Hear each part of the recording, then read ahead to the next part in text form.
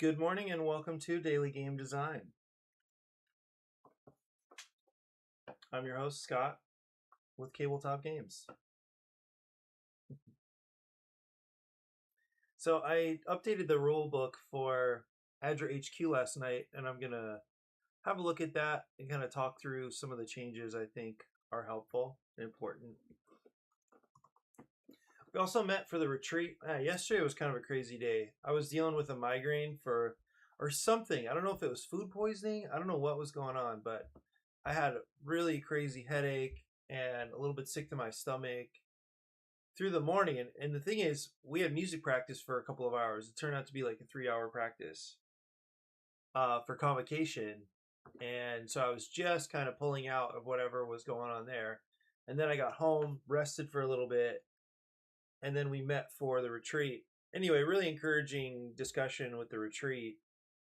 One of the things is Jeff has been a long time supporter. It's just that he's been so busy, it's been difficult for them to come out and help, but it sounds like he's going to be able to be there this time. Anyway, a couple fun developments with him.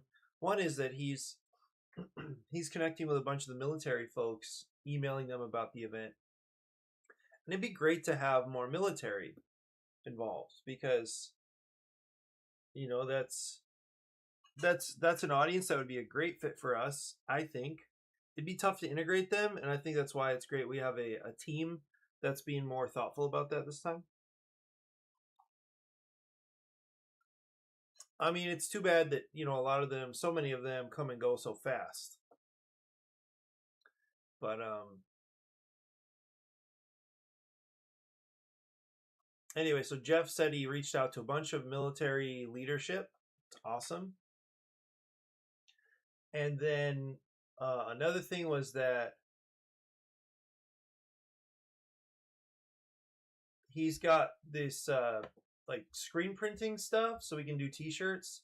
We talked about that for a little while. So we can essentially do custom t-shirts. Because I have set up, I built some more,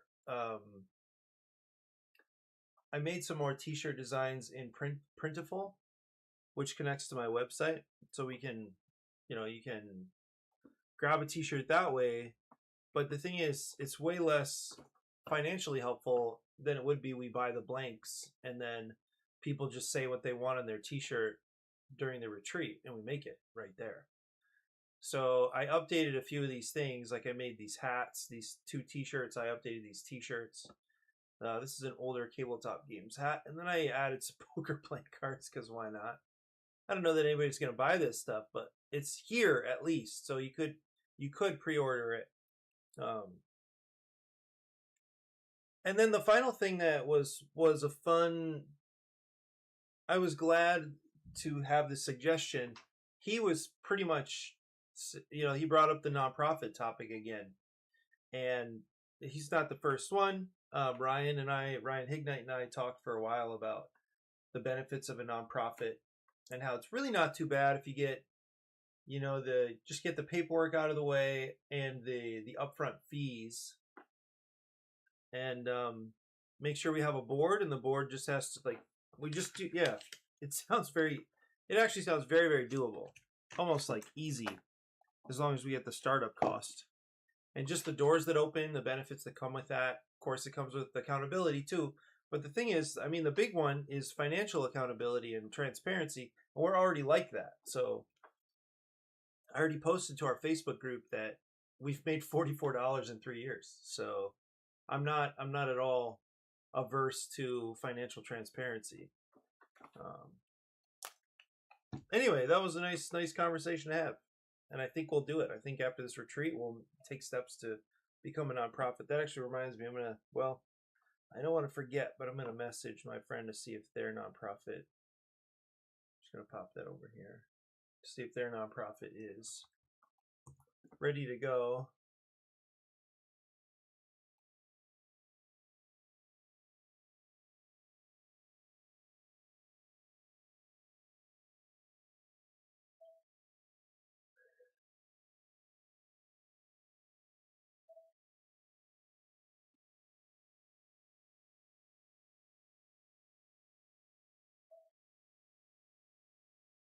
I can do this in Discord. Oh, no. Okay, so ADRA HQ. One of the basic things I did was just update the artwork.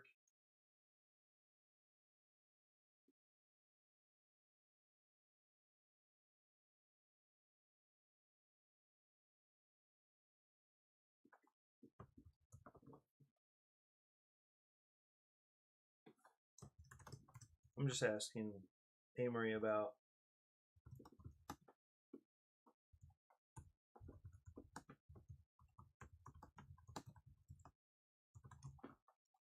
whether his nonprofit paperwork has gone through. Yeah, okay, so baseline is I changed all the artwork. So we changed some of the theming is different and the artwork is different. So that was just like I just had to go through the steps of updating the artwork. You can see that I think a significant change, probably the most important, was communicating that these icons are different. On the mission cards, they have this black fill, whereas on the resource cards, they don't. They're the same shape, but they don't have the same fill. So this is a cost, whereas this is a resource that meets that cost or satisfies that cost. Okay, I think the language is better. I think I've simplified a few things. I changed cooperative card game for 2 to 4 players. It's eventually going to be 1 to 4 players, but not right now.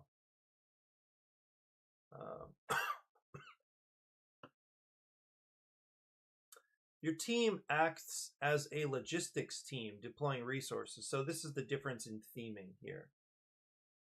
And I think it's more in line. In fact, I want to ask my other friend to have a look at this because she works for ADRA and was kind of put off by the original theme and how weird it was because they don't have doctors and first responders that like they employ.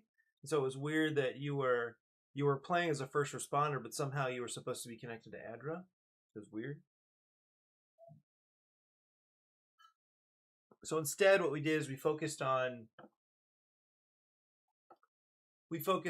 just sending resources. So the 4 suits, whereas they were the 4 pillars of ADRA before, they're now just water, food, clothing, and shelter. So just like immediate emergency needs. Okay, so I updated the artwork here.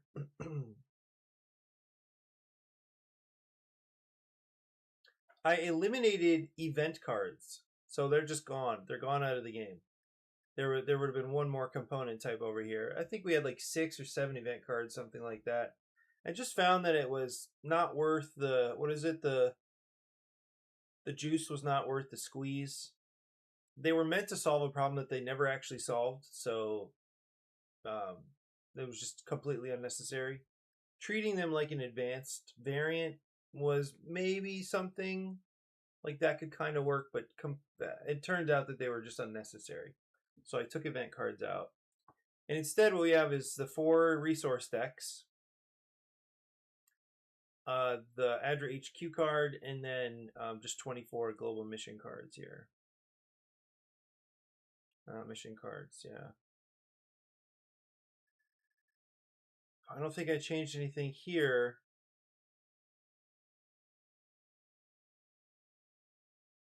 Rearrange some stuff. Like I put communication up where it needed to be, like right below where it says keep your cards hidden from others.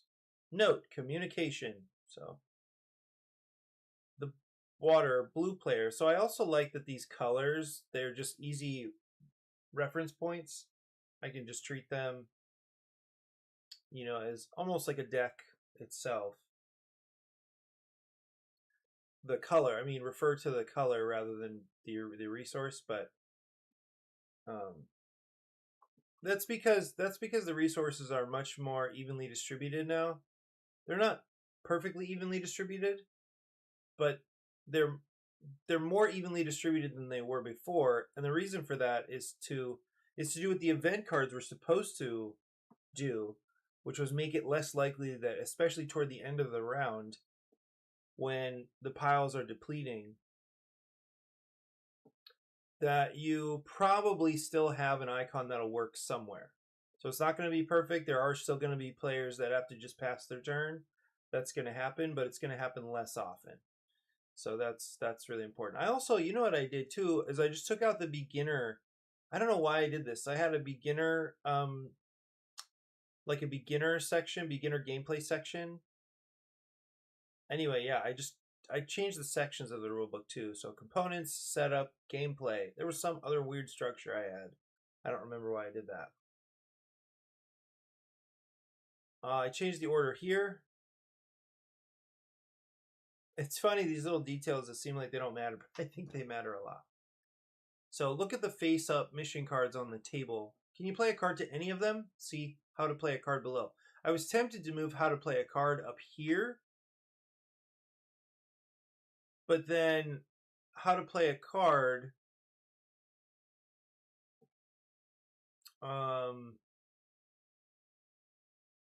yeah, I don't know. I still might do that actually. Just move the card up. Move how to play. Except that I don't know exactly where I'd put it, so I'm just going to leave it. I'm just going to say, see how to play a card below. I'm going to make this look like a section. You must draw one card from your resource deck and pass the turn immediately. You will not take any actions this turn. I added some clarifying comments like this. So what does pass the turn mean? It just means you're not going to take any actions. It's the next player's turn. Okay, if yes, proceed to B. Take actions. And this should also be in italics. Okay, take actions, up to 2. You may take up to 2 actions on your turn. You may take the same action twice or pair the actions in either order. So I tried to make these illustrations as big as possible, but it means that they might not be super clear that this one, rotate HQ, is this one. This I think is an important detail. So just because I understand that the players, most players are not ready for this game. They've never played a game like this. They're already going to be kind of overwhelmed with the idea that you get to take 2 actions. What are you going to do? So this used to be refocus HQ, and refocus HQ, what it meant was rotate it, turn the card so that it pointed a different direction. Well, refocus was thematic language. It was, okay, ADRA is focused on the north mission card. Now ADRA is going to focus on something else, which makes thematic sense in a way. But what it meant was rotate. So I just said rotate. I just replaced refocus with rotate.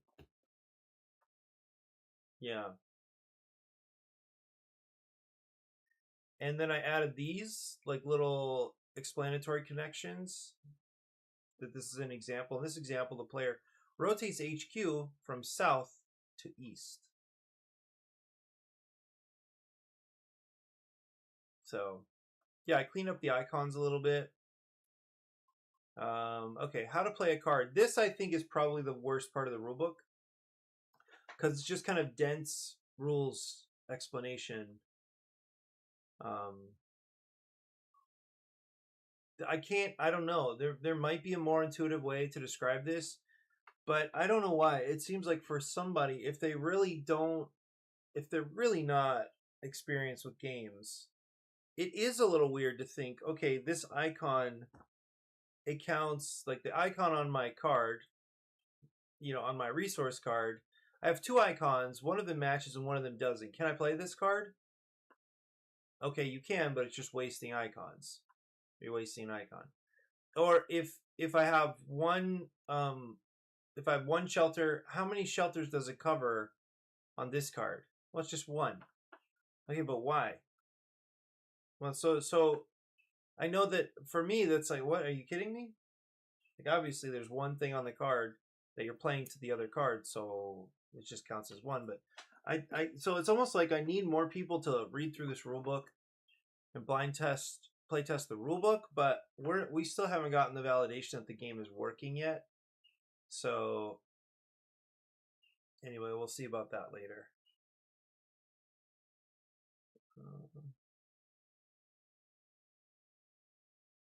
Okay, so this is just very dense rules right here, so it's not great. But this opens up again. We have an example turns, 2 example turns. So I think that's great. This works out. I changed the formatting. I added these little horizontal lines that I hope help.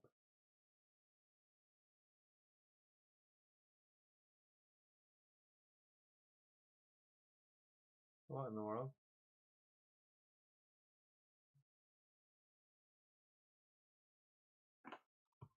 Okay, so let's not do all that. That's fine as it is, apparently.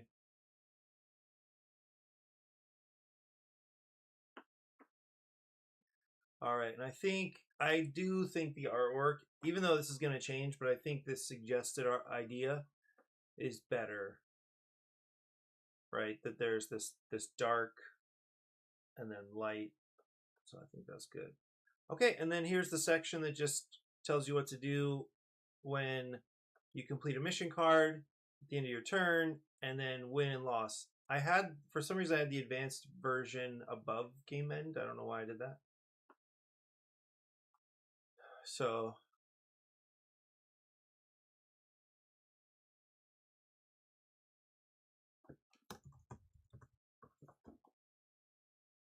I left the special abilities in because I don't think they really hurt. They're they don't feel thematic. Like I don't know why the water player can just ignore the HQ arrow, but seems fine. So I left those in. Oh, I should probably add a little bit here.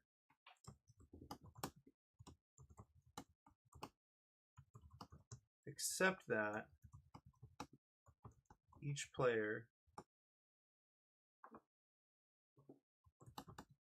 a special ability that allows them to break the rules of the basic version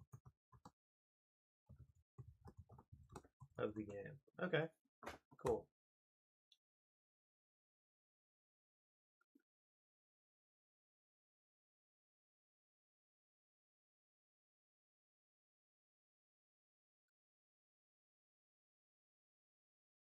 I think that's probably sufficient. So I think what I'm most excited about is that, well, I don't know how long the original rulebook was, but right now as I look at it, if you don't really count this, if you start with setup, it's about 3 pages of rules and examples. So I think it's definitely, the word count has gone down over time. So I'm pretty excited about that.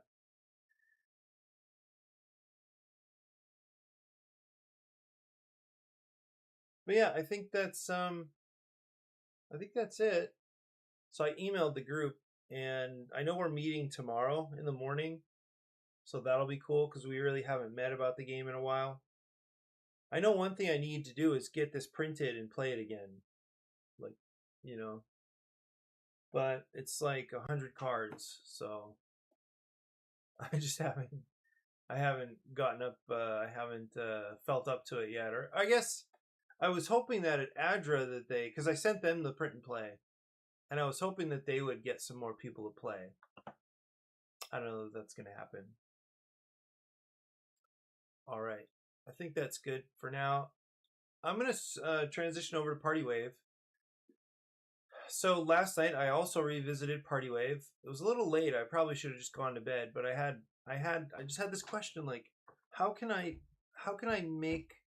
incentivize players to interact more? Or, well, what is the kind of interaction that's happening in this game? It's really just blocking. It's really just being around the other players, getting in their way, whether you mean to or not, because you don't know what kind of shapes they're necessarily trying to make. Well, I think I came up with a couple of ideas. And I also changed how the set collections are going to work, and I'm pretty happy with that too. how the set collection is going to work. So the first thing that might stand out to you is that now the 3 and the 4 have 4 hex shapes. So they just have longer shapes. They're just going to take a little longer to make. So the dice are going to be out on the board just a little longer. Like, I think you're pretty unlikely to try to build a shape in your first roll of the wave. I think you have to roll like 5 6s right away, or at least like 4 6s or 4 5s, and then be fine if you roll something lower, because it's probably going to happen. Well, anyway, so it's going to take longer to build the shape. The other thing I'm going to try or test is incentivizing having a higher number of dice in the chain. So let's say I make this shape and then I keep adding hexes. Well, I only have 6 dice. So the longest, I don't know what to call it. Chain is fine, I guess. So the longest is 5. Right? Because you have your surfboard, you mark a die with your surfboard, and then everything behind your die is considered part of the move, right? The skill. So what I did was just add more points if they keep adding to that chain of dice.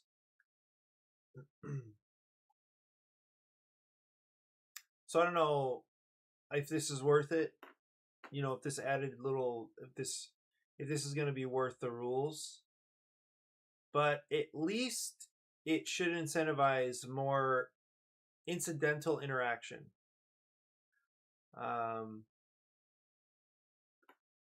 So if they were to end right, they make the shape and then they end on the next hex, they don't get any bonus points. If they end with their 6th die, so all their dice are out on the board, then they get a bonus of 3 points.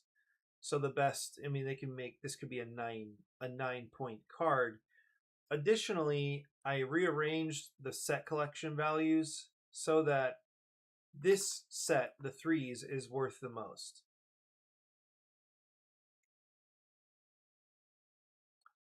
It's partly because I think the 3 is going to be the least useful card to use to adjust dice. But anyway, so I made the shapes longer, so they're going to be more work, and it's already not a great die. But I think these things together, I think, helped me see that I should make them the most valuable set to collect, right? Because this is a lot of work, like you probably wouldn't necessarily want to work on this or commit to making these shapes, and the 3 is not that helpful. It is in certain very, very few situations, but it's going to help you gain the fewest number of points eventually. So the least amount of points. So now incentivizing, working on these, it made sense to me. Okay, so same for the 4, except it's slightly less lucrative. And the reason I did it this way, that the 4 is the second most valuable set, is that this set, this shape causes you to go over to move over 3 columns. So in other words, you need the room, like in a 2-player game. Actually, let me open this because I want to update the mod anyway. In a 2-player game, there are only 3 columns in play. So this has you moving across all 3 columns, which I think probably is less likely than this one, which only has you moving across 2 columns. Yeah. Okay, now here are the same. The 5 and the 6 are the same shapes. However, they are less lucrative sets because the dice are better in general. They'll help you get a few more points. The other thing about this is that the points, like the longer you make this shape, the better. And because it's a 3 hex shape. If you end with 3 hexes in the shape, it's 0 extra points. If you make the shape longer and longer, it gets more and more valuable. So, like, you can add 5 points, whereas here you can only add 3. So this actually could be a pretty big deal. But again, the idea was to encourage players to leave more dice out there.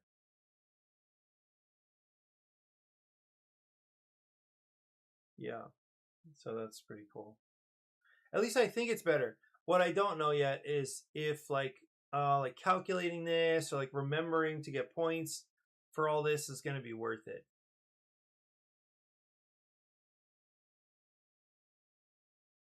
So that's what I'm going to figure out right now.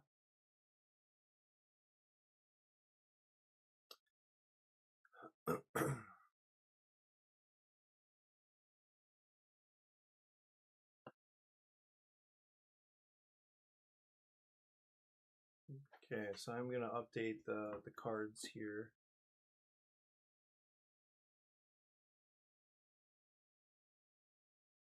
I'm a little tired. I have a meeting with a student at 8:30, about an hour from now. So I get to fit in the stream, but then meet with the student, hopefully rest a little bit more at some point. And then I have a couple more meetings.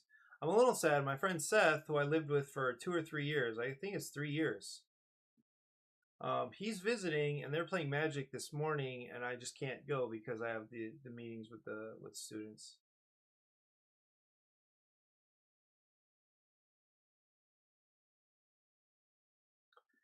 I watched the video by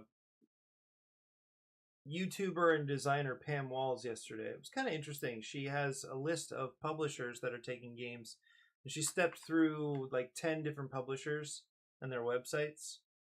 I thought that was actually kind of neat. So I'm thinking, like, who should I pitch this to? But one of the main things that she had to say for tips, and actually one of the things that some of the publishers actually ask for explicitly is that, well, the baseline is that the game is playtested a lot. But more importantly, I think at least one publisher asked for this, but I think the playtested a lot suggests this, and that is that players are like giving really positive feedback and like asking like, what are you going to do with this game, or when is this coming out? So like they really want enthusiasm from players. They want evidence that the game is a good game right before they would consider it. They would consider signing it. So that's the target, is playing, getting feedback, very positive feedback.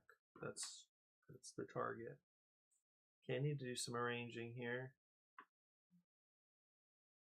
I forgot that I actually still need to build the.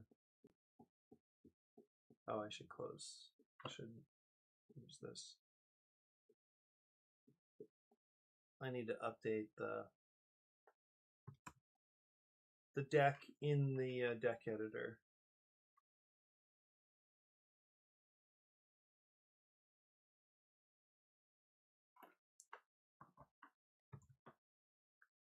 And I don't think this will be enough, but let me try. Because it's interesting that they. Yeah, it's not right. So the deck editor will check a folder that where the cards are like originally held. Here it is.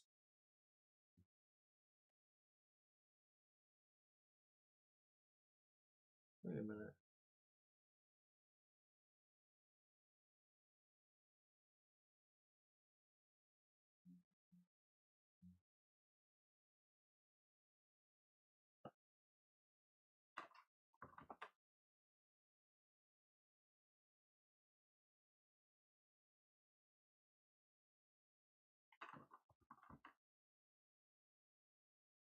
I don't know where this folder is.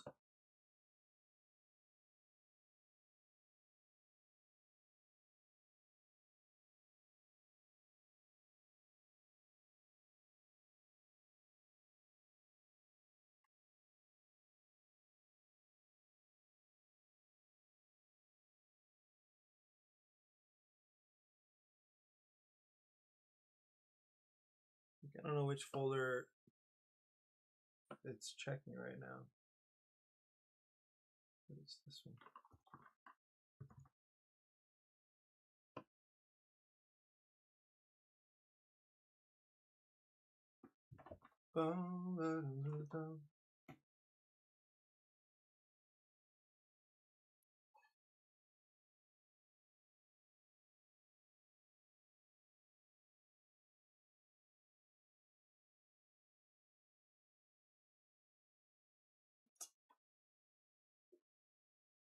Yeah, interesting that it looks like, okay, that is the okay. I guess, which one is that? That's the 6.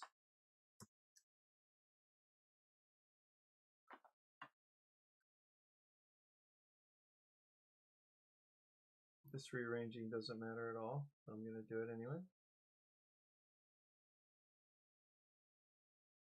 Save that and then export that. I do need to get back to Sugar Shack at some point. I never heard anything back from AEG. I kind of think there will not be interest. Okay. So I'm just gonna. I was thinking to increase the number of cards to 20 instead of 16. I was thinking that might be, especially if one of the timers in the game is cards. That actually might be good.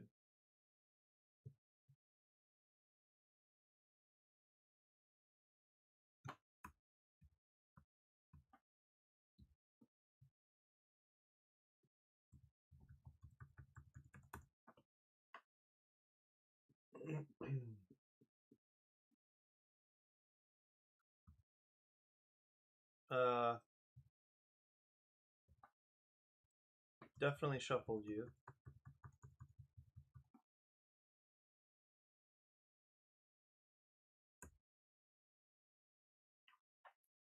Okay, and then give everybody 2.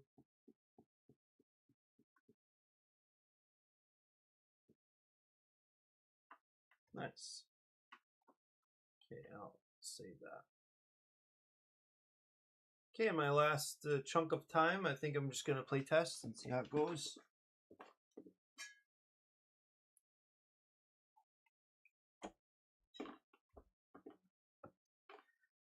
What if I try just a 2-player game? I think I'll try that.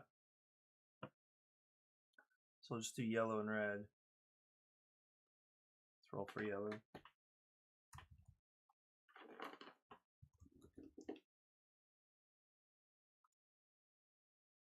Definitely starting with the 2 6s. So right now, when I say I'm playing with 2 players, that means these 3 columns are available.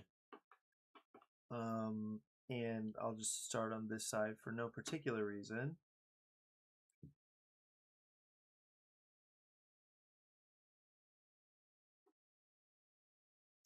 So weirdly, this player can just cut off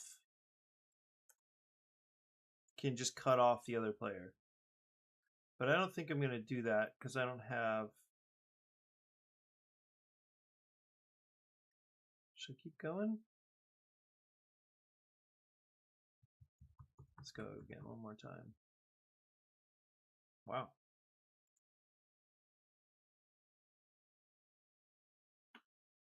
So now here's the question. Do I keep going and add... Well, I'll mark it there. Okay, and then... Yeah, but why? I think there's no reason to stop. So I could mark it and gain the points. The reason to stop rolling... Oh, but I have a 5.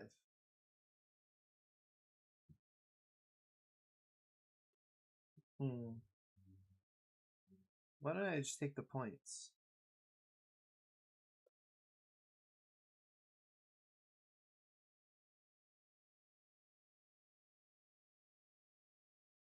I think I'm gonna mark it just to see what happens.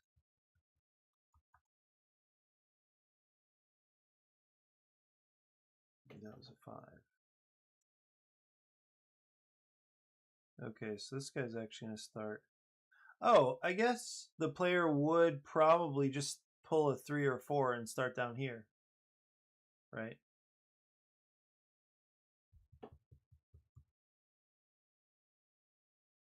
Oof. That's a bummer.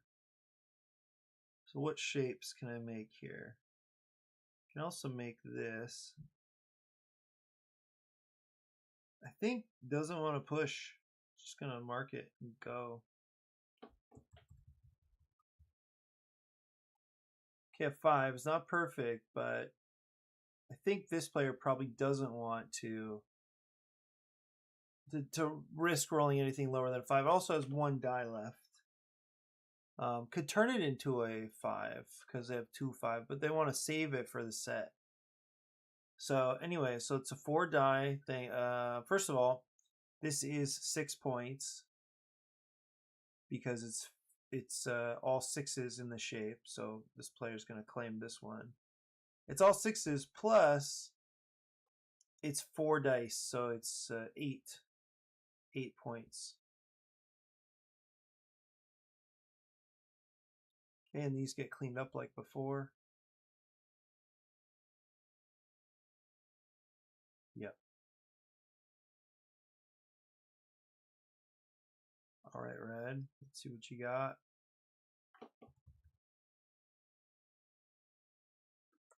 Okay, so we'll definitely move forward with this 6. I think roll again. Actually, you know what? Now what I just realized is there's no reason to roll again because the player's gonna they're gonna lose this 6. Actually, I don't know, maybe. I'm gonna move in this way. Yeah, because it's 3 steps away no matter what. But I'm gonna turn this in now for red. So they're gonna get the 3 points plus 2 points. It's 5. Then clean up these dice. Cool. Okay, yellow. Does yellow want the 2 4s so they can sneak down to the 6 faster? No, I think it's a 5 and then a reroll. Oh, I need to redraw. I think he's going to take this 5. This one takes the 3. Wait, what was coming out?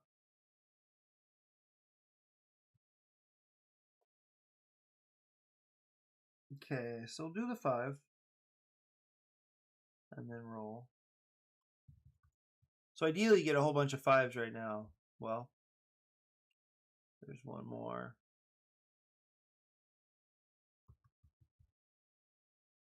All right, made it down here. Well, let me think. Actually, I think he's going to make a shape first. Then needs one more 5. Should stop? Well, I think the red is definitely going to move in and scoop that 6. So I think, and this is still, these are 5. These 5s are pretty high, so I think yellow rolls again. Okay, 4 is not bad. It's not bad. If they were both 1s, that would have been a little painful. Okay, so what happens now is this player marks that claims this card and earns it's 2 plus 5, so 7 off of that. Okay. And then these get cleaned up.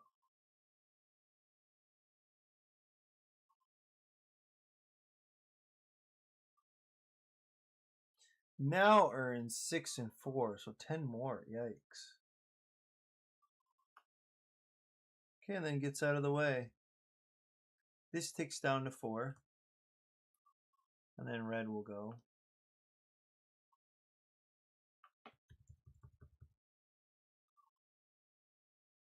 Okay, this is good. Can red make any shapes? Red can. It would be like this. Want to continue? Okay, and then finish right now or not? Why not? Because they're pretty high dice. Okay, great. So mark this. Score, so it's a 5 plus, it's this one, so 5 plus 2, also 7. Alright, and then 4 plus 5, another 9. So, right here. That's not bad.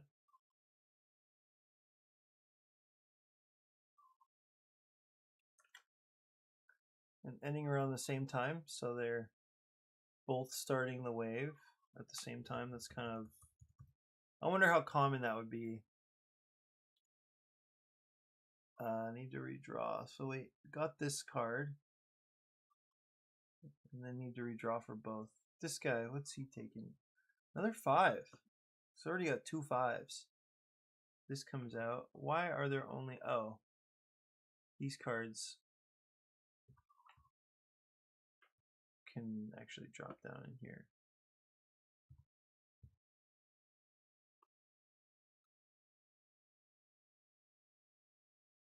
Okay, 2 6s. Just go for the shapes right away.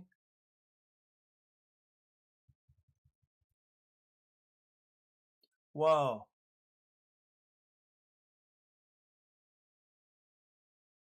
Wow, that's kind of nuts. I'm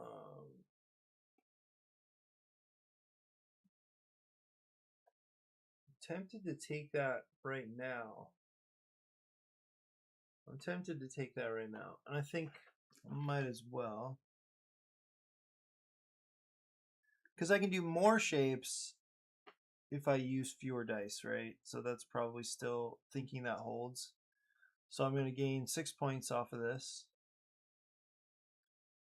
Yeah, still more shapes is better, probably.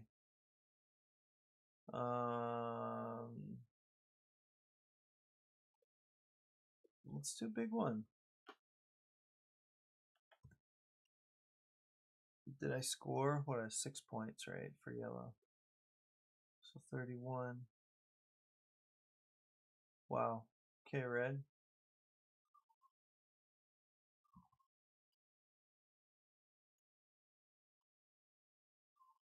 I don't know what the number that was, actually. You need another card, too.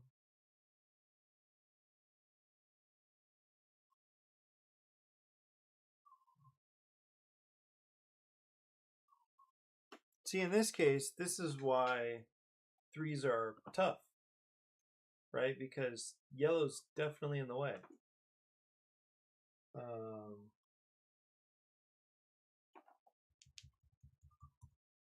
Roll again. I think we don't have a 6.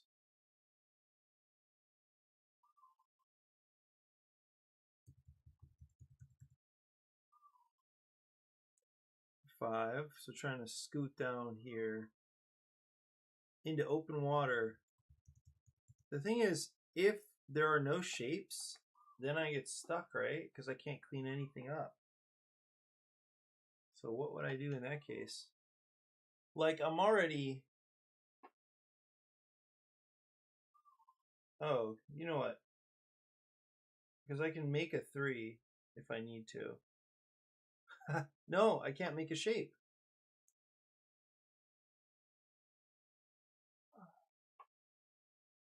I'm just going to fall off the wave then, is what's going to happen. Okay, let's see how that goes. Because if I had one of these shapes, it'd be fine, because I would just make it. Yes, why not keep rolling then? 4. Now I need to, in order for this to be the most value for falling off, then yeah, that's okay. I just need to get all the dice out there. I could have busted essentially. So 1, 2, 3, 4, 5. Just score 5 for red. That's it. That I think is going to hurt, except that red might be able to catch up.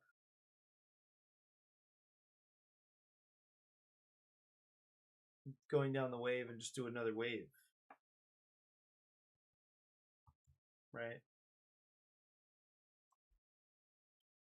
Like, is that a kind of strat? You just get on the wave and like keep. I think this guy's going to get the 4.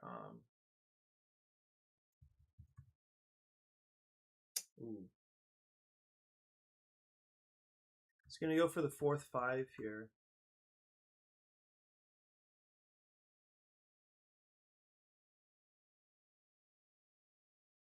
You might as well roll again. Okay, this is a little unfortunate. So I'm just going to stop here.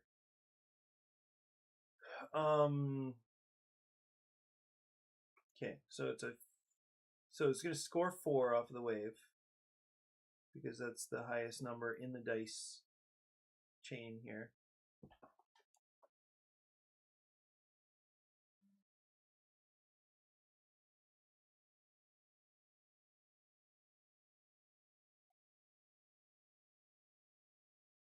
This is crazy. Well, all right. A student just signed up for a conference in 1 minute.